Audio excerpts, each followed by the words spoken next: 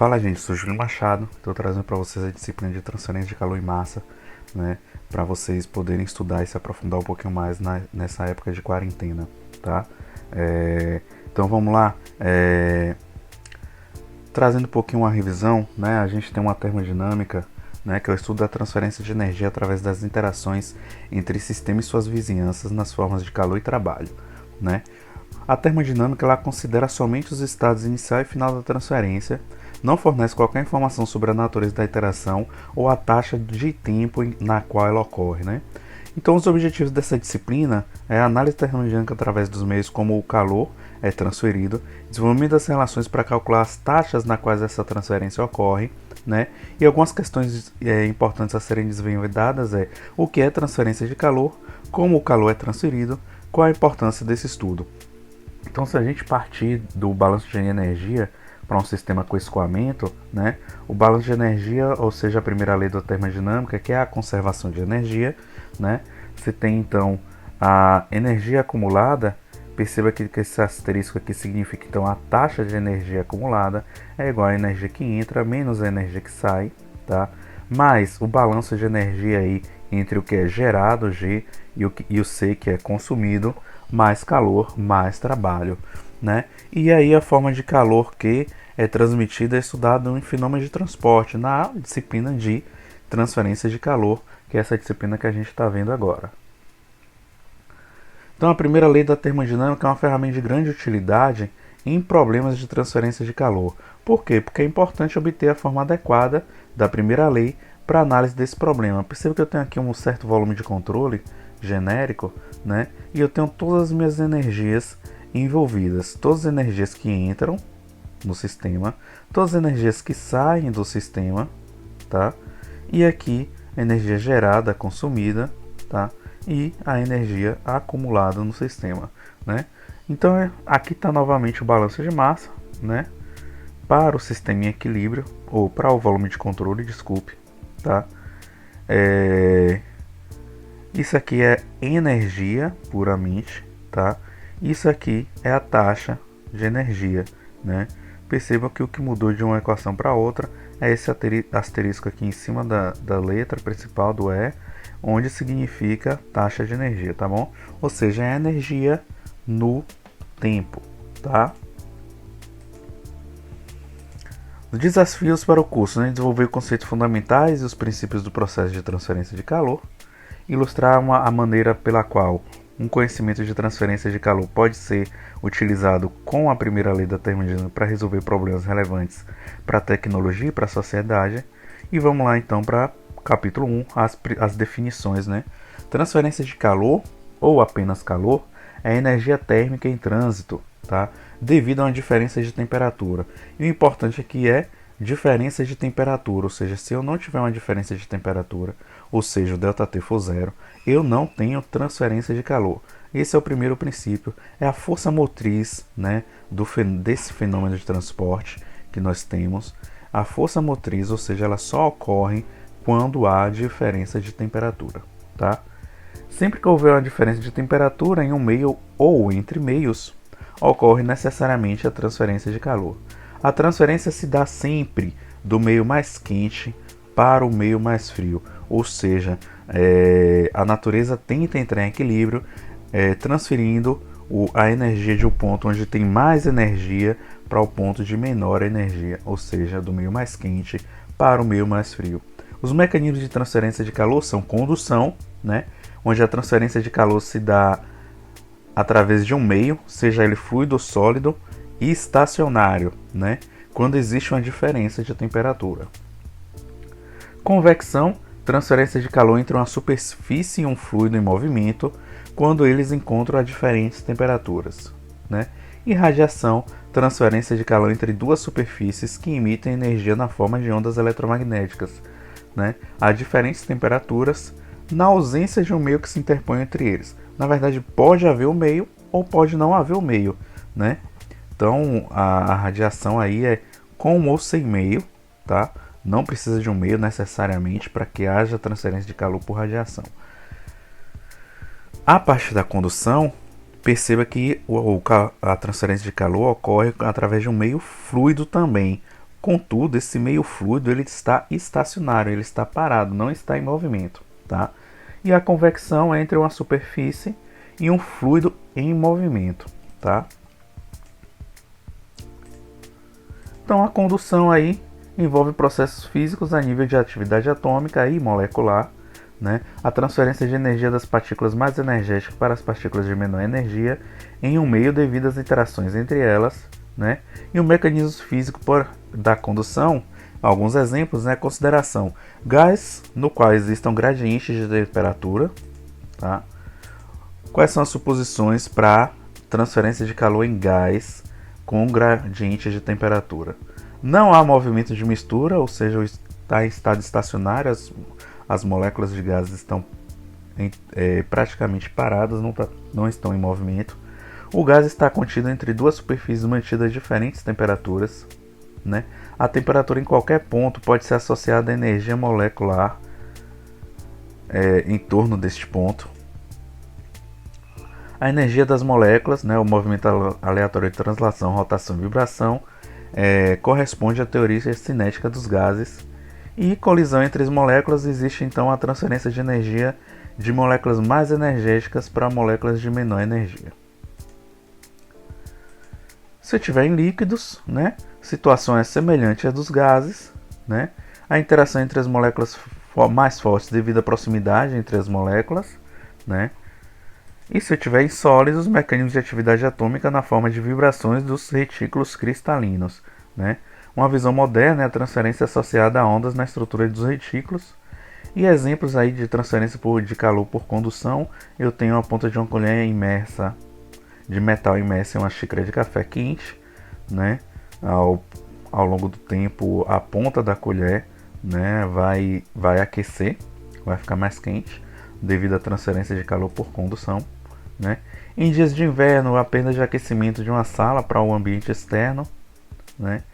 E a fórmula geral aqui seria que o calor envolvido, a taxa de calor,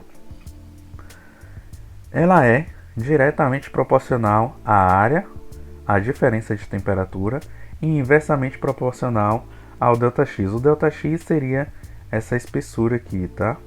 E isso ocorre em líquidos, sólidos e gases em repouso, tá bom? Perceba uma coisa. A taxa de calor é uma função de área, de diferença de temperatura e de espessura, tá? Essas são as três variáveis que vão influenciar, né, na minha taxa de transferência de calor, né? Ocorre então novamente em sólidos, líquidos, gases em repouso, e perceba que essa figura ela está uma associação da transferência de calor por condução à difusão devido à atividade molecular, né? Essa parede aqui, ó, aqui em cima, ela está com a temperatura superior à parede abaixo dela, né? E os níveis moleculares de energia próximo à parede aqui são superiores a dessa parede. Então há uma transferência de energia, né? Aqui, ó, uma transferência de energia da parede mais quente para a parede mais fria, através de agitação, né, a transferência de energia através das moléculas. E a lei que rege a condução é a lei de Fourier, onde o fluxo de calor, né, é igual a uma constante menos uma constante, tá? Essa constante é a condutividade térmica, e que multiplica o gradiente de temperatura, dt dx, certo? É importante ressaltar que a taxa de calor é igual ao fluxo de calor vezes a área, certo? Ou seja, a taxa de calor então é o que? É a constante, condutividade térmica, vezes a área, vezes o gradiente de temperatura. No SI, né, eu tenho então o fluxo de calor como watt por metro quadrado, a taxa de calor como watt, a condutividade térmica watt por metro Kelvin, e aí depois eu quero que vocês deem uma pesquisada por que isso aqui está como graus Celsius e também é válido, certo? Ou por que eu posso reexpressar a condutividade térmica tanto em graus Celsius quanto em Kelvin, tá? A área em metro quadrado, né? E o gradiente de temperatura em Kelvin por metro, ou graus Celsius por metro.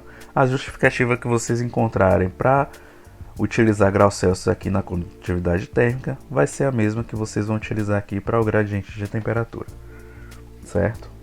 Deem uma pesquisada, essa é uma das tarefas de hoje para vocês.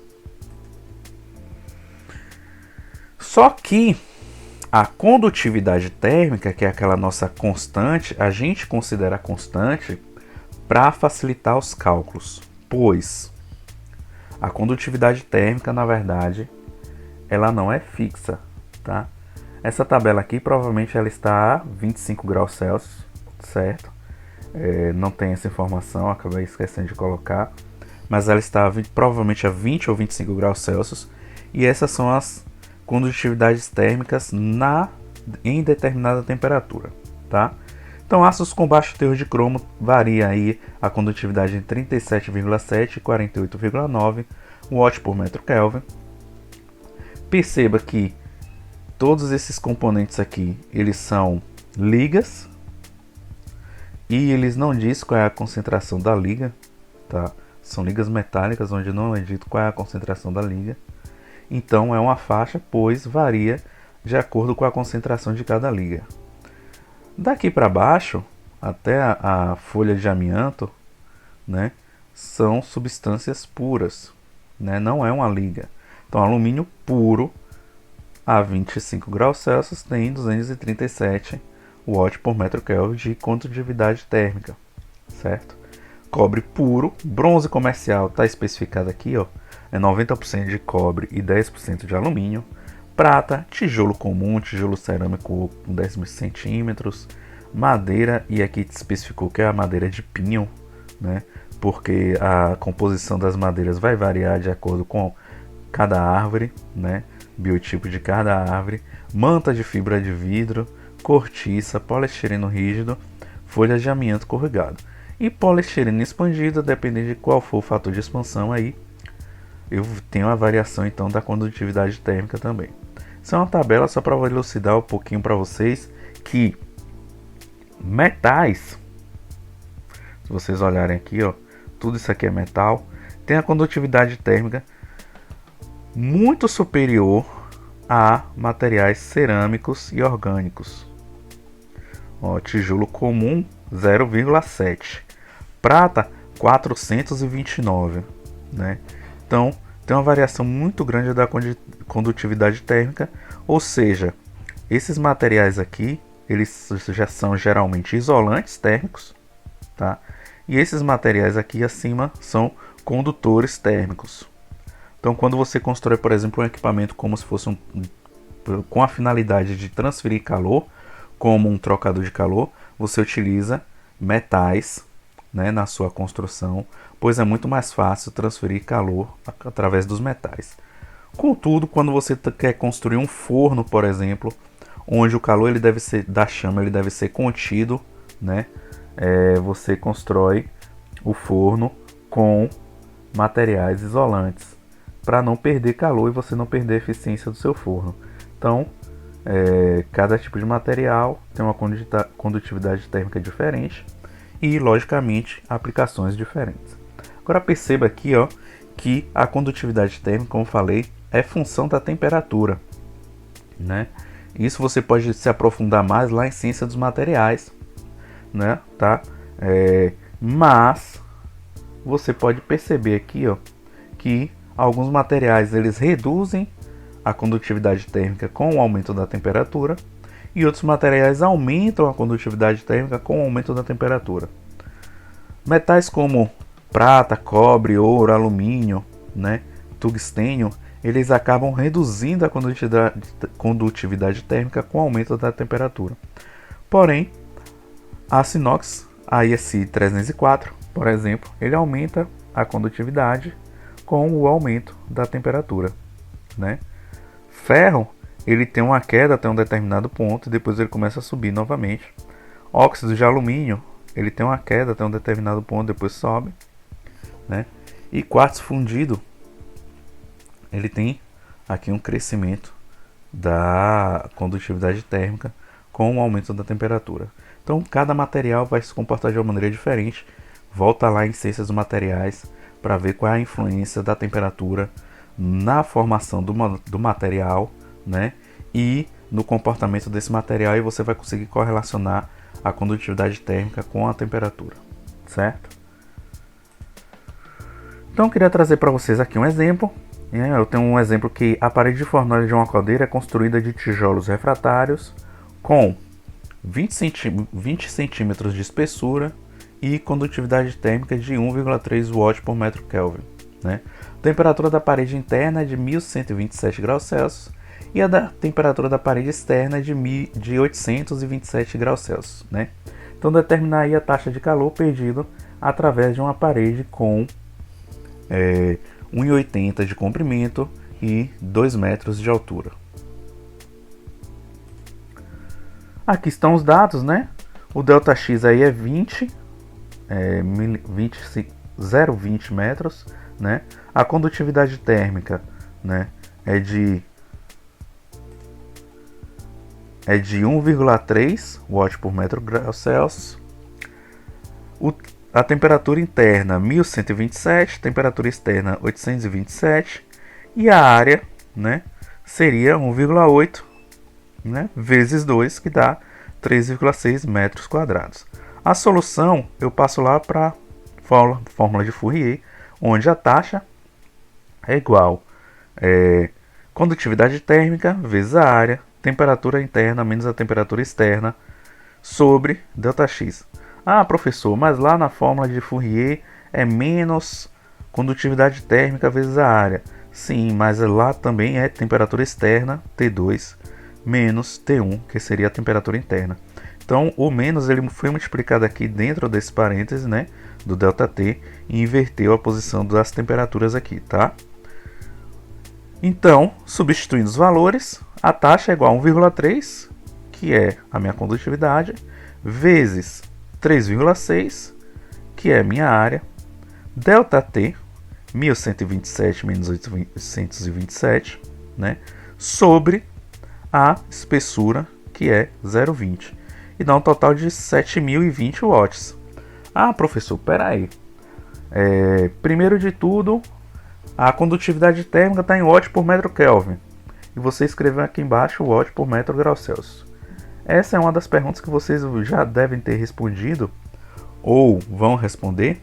E por que eu tenho essa alteração aqui, tá? Na temperatura, e não mudo o meu valor. Não preciso converter o valor, porque há algo aqui que vai deixar correspondente, tanto em Kelvin para graus Celsius. Segundo ponto é que as temperaturas estão em graus Celsius.